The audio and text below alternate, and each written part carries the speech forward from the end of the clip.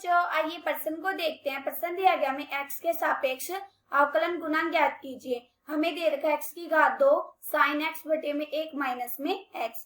बच्चों इस प्रश्न की जो हमारी मुख्य अवधारणा है वो क्या बनती है? मुख्य अवधारणा। अगर बच्चों हमारे पास fx अंश बटा में हर हो, मतलब u बटा में v हो, तो हमारे अवकलन करने का क्या सूत्र होता है? हमारे अवकलन करने का सूत्र होता है v ऐसे कैसे u का अवकलन माइनस में u ऐसे कैसे v का अवकलन बटे में v की घात 2।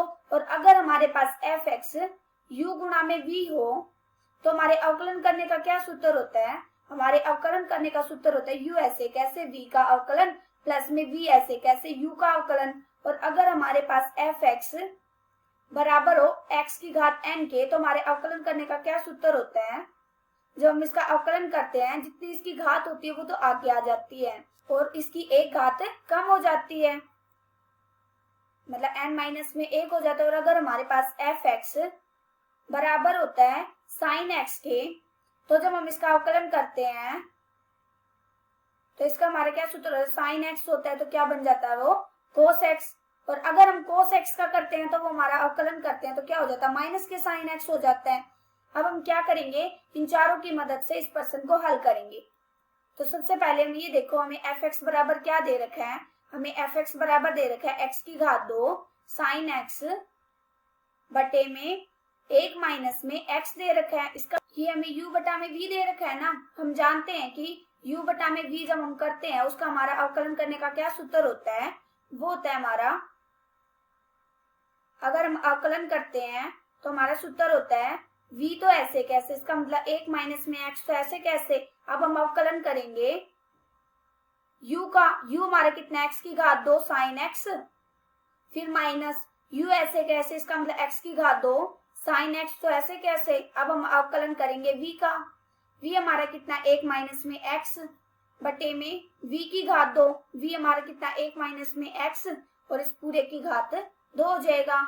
अब ये देखो ये हमारा u और v तो बन रहा है और हम जानते हैं जब हम अवकलन करते हैं u गुणा v का तो इसका हमारा क्या सूत्र होता है? u ऐसे कैसे v का अवकलन प्लस में v ऐसे कैसे u का अवकलन। जब हम इसका अवकलन करेंगे तो यहाँ से कितना आ जाएगा? ये आ जाएगा हमारा v तो ऐसे कैसे, v कितना 1 माइनस में x तो ऐसे कैसे आएगा। हमें u का करना है ना, u गुणा में v का करेंगे अवकलन। पहले हम क्या करेंगे? u तो ऐसे कैसे, इसका मतलब x की घात तो ऐसे कैसे। जब sin x का करेंगे तो यहाँ से कितना आ जाएगा? cos x में बन जाएगा। फिर प्लस फिर v ऐसे कैसे, इसका मतलब sin x तो ऐसे कैसे। और जब हम x की घात 2 का अवकलन करेंगे तो जितनी हमारी घात होती है वो तो आगे आ जाती है और इसकी एक घात कम हो जाती है माइनस में।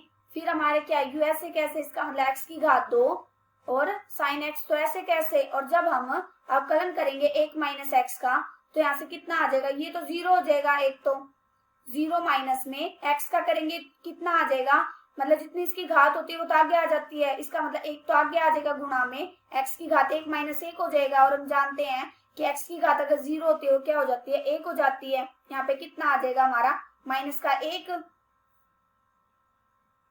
यहाँ आ गया माइनस का 1 बटे में नीचे हमारा क्या v की घात 2 मतलब 1 माइनस में x और इस पूरे की घात 2। जब हम इसको और हल करेंगे तो यहाँ से कितना आ जाएगा? हल करने के बाद ये आ जाएगा हमारा ऊपर तो 1 माइनस में x और इसके बाद हमारा कितना है? x की घात 2 cos x, x की घात 2 cos x फिर प्लस में फिर कितना था? 2x sin x। फिर हमारा क्या था? प्लस में प्लस कैसे आया? ये देखो माइनस का 1 है ना और माइनस का 12, माइनस माइनस क्या हो गया? प्लस हो गया। ये आ गया हमारा x की घात 2 sin x बटे में हमारा कितना आ जाएगा? 1 माइनस में x और इस पूरे की घात 2 आ जाएगा।